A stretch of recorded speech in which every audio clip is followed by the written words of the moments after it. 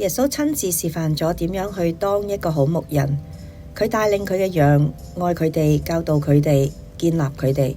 佢真正咁樣活出咗用生命影響生命。